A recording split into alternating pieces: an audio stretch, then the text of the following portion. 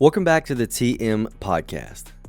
If you aren't a patron, you probably didn't see it, but I finally started to upload the paranormal episodes on there. If you'd like to hear those and get several other perks, I would recommend checking out my Patreon after you listen to this. I understand that a few of you didn't like that I did that, but it was a way to give back to the people that give me their hard-earned money, as well as make being a patron more exclusive. If you don't want to be a patron, but you would still like to hear the paranormal content, maybe I'll release it on the regular podcast after a certain period of time. I'm not sure yet. Today, I'll be talking about John List. But first, I'd like to thank one of my sponsors of this podcast, MyMedic.com. MyMedic makes the best first aid kits on the planet. They're the one-stop destination for all of your medical gear needs. Their kits are designed for everyone. Home, car, work, specific activity, they've got it covered. Their supplies have been tested by experts, and their goal is to keep you prepared while you're out doing what you love. I'd also like to do a quick shout out to a few of the other podcasts that I've been listening to lately. I understand that it's easy to get burnt out on the same person's voice week after week, so if you need a break from me, I recommend checking out the Dad Bod podcast, Weird on the Rocks podcast, which is one that I just started listening to, and Morbid that I'm sure you've already heard of. If there's one that you've been listening to that you think is good, send it to me and I will check it out. So, John List was born in Bay City, Michigan on September 17th, 1925. He was an only child to father John Frederick List and mother Alma Maria Barbara Florence List. Other than his mother having an offensively long name, I couldn't find really anything on his childhood. You'll see that in a lot of these cases where no one really thought this person even mattered until their crime, so it isn't like everyone kept detailed tabs on some random kid in the 20s, as there was a lot more important shit going on at the time. Anyways, he enlisted in the U.S. Army in 1943 and served as a lab technician in World War II. After he was discharged in 1946, he enrolled into college at the University of Michigan and earned a bachelor's degree in business and a master's in accounting. He got back into the military as a commissioned officer and was given the rank of second lieutenant. His new duty station was in Fort Eustis in Virginia, which is where I was stationed as well for a short period of time. Interestingly enough, I think my favorite part about that area was just eating and walking around the Patrick Henry Mall. Other than that, it was a little too cold for me, and I didn't stay there long, thankfully. While in Virginia, he met a young widow named Helen Morris Taylor, and he married her the next year on December 1st, 1951. From there, they moved to Northern California, where John was reassigned to the Army's Finance Corps. In 1952, they moved again to Kalamazoo, Michigan. That is a totally real, not made up, hilarious town name, Kalamazoo. He became an audit supervisor for a paper company, and his rise to the ranks is actually what inspired the TV show The Office. Okay, so that part was a lie, but it sounds way more real than the town of Kalamazoo. But alright. John and his wife had 3 children during this time. John kept doing better and better at work, but Helen wasn't doing so well. She had become a raging alcoholic according to friends at the time, and in 1960, John and his family moved again. This time to Rochester, New York, so that he could take a job at Xerox. I feel like him going to Xerox would be like a dream in the same way an engineer's dream would be to go to NASA or something, but I'm just assuming. Seems like a big deal. He did well there, but was eventually offered a job as the vice president at a bank in New Jersey in 1965, and he took it. The move was like the end-all be-all of moves. The List family upgraded times 10, and what I mean is they moved from their regular house to a 19-room Victorian mansion named Breeze Knoll. Think about how many houses you've lived in that had a fucking name, first of all, and the house was so large that John was able to move in his mother as well. I mean, 19 rooms. My bank would block my phone number if I even jokingly pretended to inquire about a loan on a house like that. The utility bill must have been more than my entire house and car loan put together. From that point, at least to the best of everyone's knowledge, everything was fine. Up until the morning of November 9th, 1971. On that morning, after his children had went to school, he decided that the perfect family life wasn't for him anymore. He got out a 9mm handgun and a revolver and shot his wife in the back of the head. Which gun he used for each of these murders isn't specifically stated or necessarily relevant, as they were dead either way. After his wife was dead, he went to his mother's room and shot her directly in the face. When his two younger children, who were 13 and 16, arrived home from school, he shot each of them in the back of the head when they weren't paying attention. He then made himself some food like any other total fucking lunatic would do after murdering 4 people, and then went to the bank.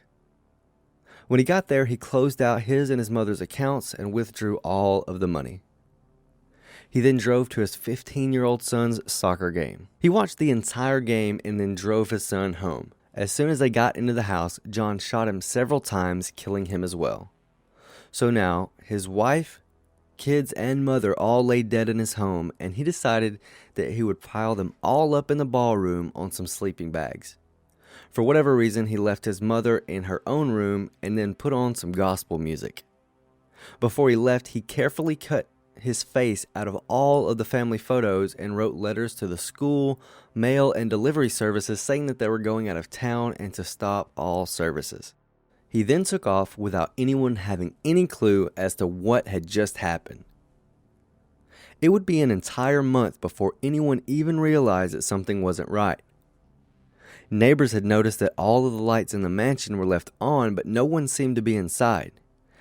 As the lights started blowing out one by one, they decided to get the police to do a welfare check.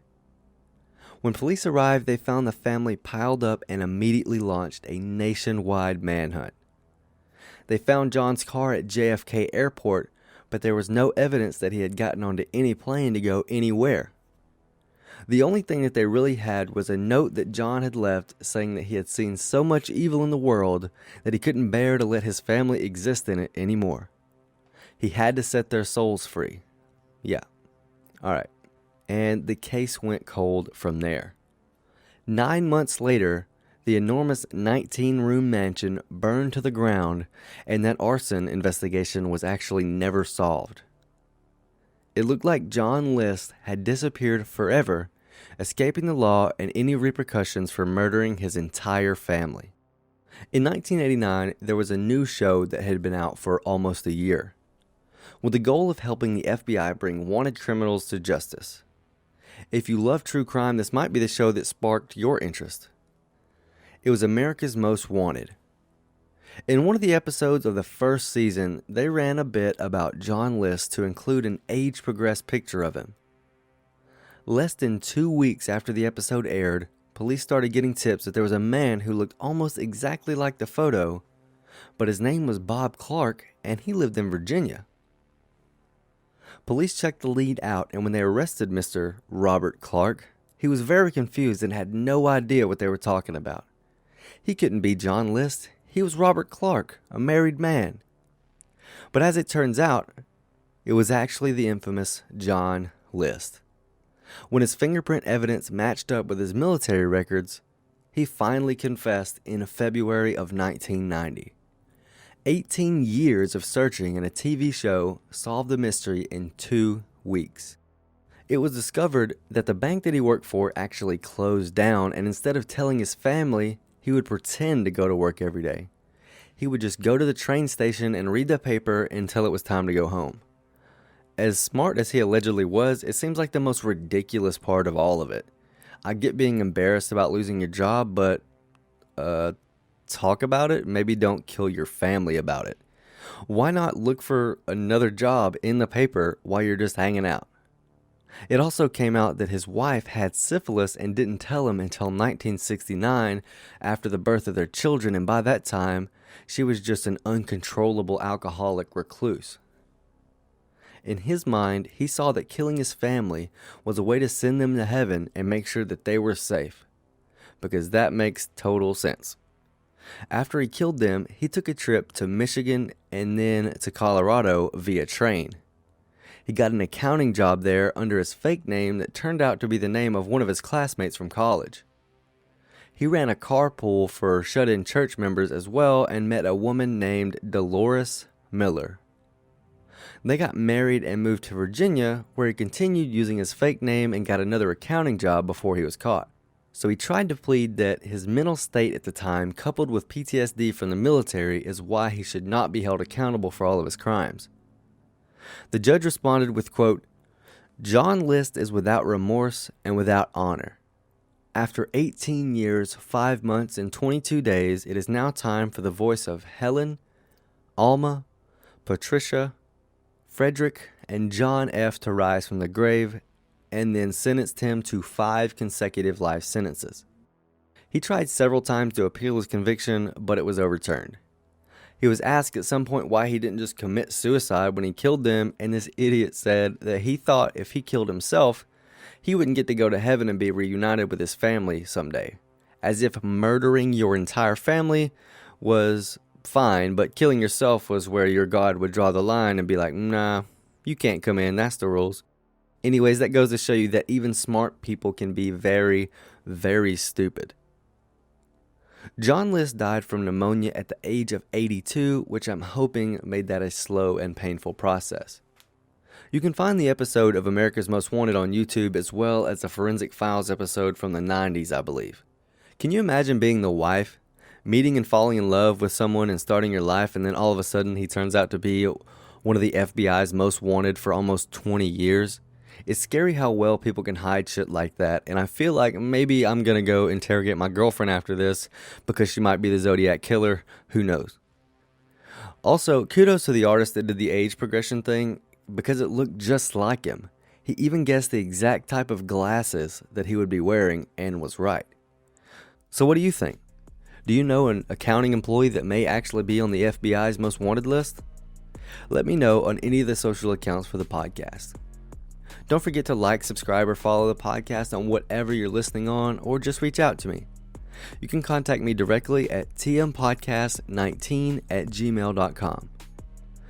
This episode was a suggestion from a patron as well as several other listeners. If you would like to decide the content that I discuss, as well as get to hear exclusive episodes that are not available on any other platform, head on over to patreon.com/thetmpodcast and become a patron today. Thank you for listening to the TM Podcast.